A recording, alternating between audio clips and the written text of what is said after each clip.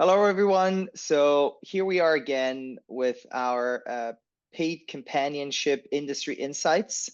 And I'm the CEO and co-founder of Choice Technologies. And with me, I have Harper. Harper, Hi, I am a companion and I've got a lot of experience and knowledge of all sorts of adult platforms and industries. great. And I think today, so this last week, something really bad happened for the industry, and we want to go through this case a little bit and analyze it because it showcases a lot of the problems, fundamental problems that there are in the industry, and it's the Wishtender collapse. Yeah. So Harper, tell us, like, what is Wishtender? How was it used? So Why was it used? Wishtender is a platform, well, was a platform that was used to pay for things. So you would list your items on there and you would say, Jimmy Choo shoes, £700, and someone would pay you the money and then you could go and buy the item with the money that they've sent you.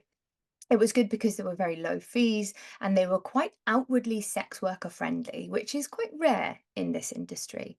Um, the issue comes from the processing side, and that was because everything that they were processing was through Stripe, and Stripe are outwardly very anti-sex work. And they tried to mitigate this by saying, but we aren't supporting sex work, we're simply buying things for people. So we're providing a hosting platform, as it were, for your products to be sold. But the things on there were listed such as 20 minutes phone conversation with sexual domination, or a one-to-one meeting with intimacy. And that's when it became a kind of grey area. And they were investigated by Stripe. They were closed down. They then introduced a new payment system, which ultimately has failed again. And it's Yeah, been I a disaster.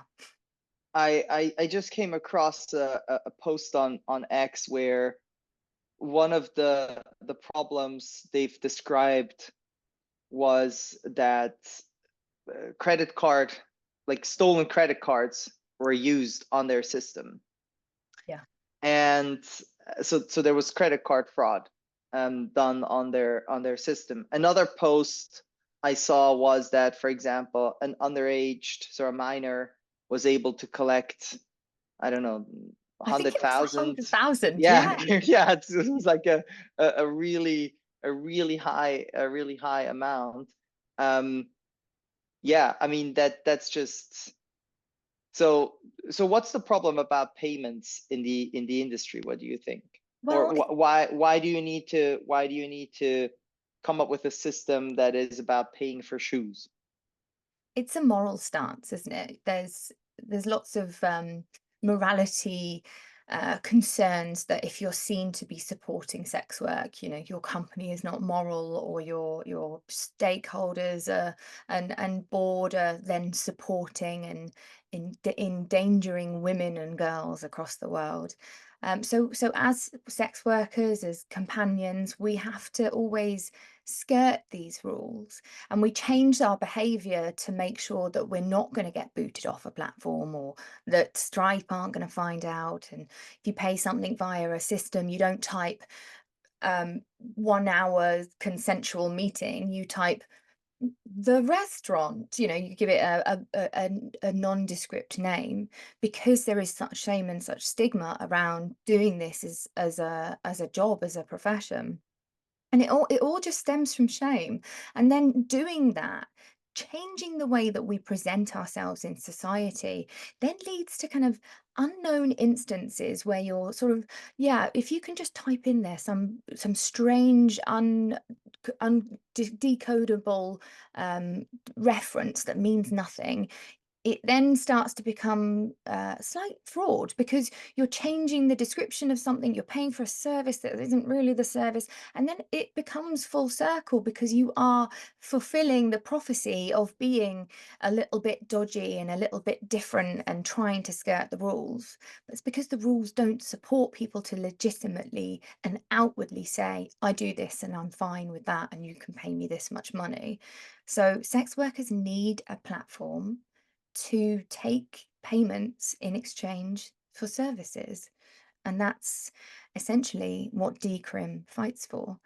It's important for sex workers to have a safe working and earning environment and to be respected in the eyes of banking institutions.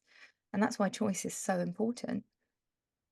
Yeah, I mean the reputational or the more like the moral issue of Stripe or board members that you mentioned, I've heard that so many times in the last 1.5 years, and I think that it's kind of, it has an adverse effect because so people say, or companies say, we don't want to process payments in this industry because of reputational risk. At the same time, they are leaving the industry with no payment processing option. Therefore, like you just described, providers need to sort of navigate or circle around and be ambiguous around services rendered. Therefore, it cannot be proven that if something bad happens, that wasn't agreed on. So Yeah. it reduces the transparency level, and thus also reduces the safety level. Yeah. And So these I companies, they implement these rules that protect their shareholders and their stakeholders from feeling like they are in any way against their own moral code, and yet they are putting people in danger in the way that it abandons a sex worker or a companion, and they are then unable to legitimately and transparently earn a living.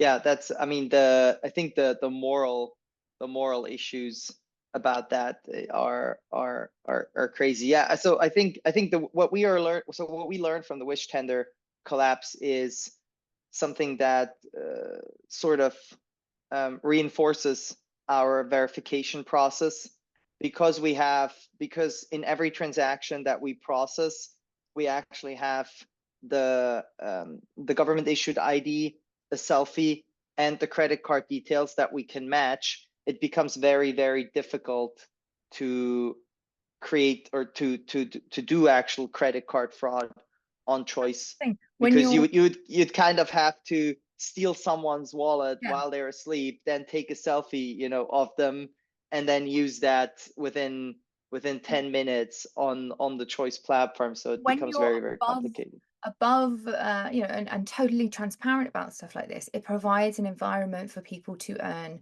transparently. And if there is an issue, you can be really open about it. I mean, in moral life, in relationships, in communication, it's so important to have open communication, clear communication. My job as a dominatrix, it's all about how you communicate, keeping your limits, boundaries, establishing a set scene. It's all about open communication, and yet we are forced to do everything under the cover of the restaurant booking, and it just causes so much harm. But by being able to do the KYC process, know your customer, everything is above board. There is opportunity to consent something if it's gone, contest something if it's gone wrong, but it's transparent for everyone involved. And unfortunately, Wishtender just did not do their due diligence in protecting the workers on that platform to be able to continue earning in the future. At some point, and if I ran a big company, a big business, at some point they're going to want to know who these people are making these payments, why there's lots of fraud happening on that site, and having a site that doesn't have the stringent processes in place is just failing your consumer. They've failed, and this was always going to happen. So what happens with the money that is now blocked or locked in Wishtender? Has it been paid out yet, or? No. As far as I'm aware, there's been lots of people who are just waiting for their money to come out. And who knows what will happen to that I would say it's unlikely that they'll get that money, um, but I don't know. And this is why, as a kind of as a long in the tooth sex worker, I guess you could say, I've been doing this for a very long time. You always cash out. It's always important to cash out, because you never know.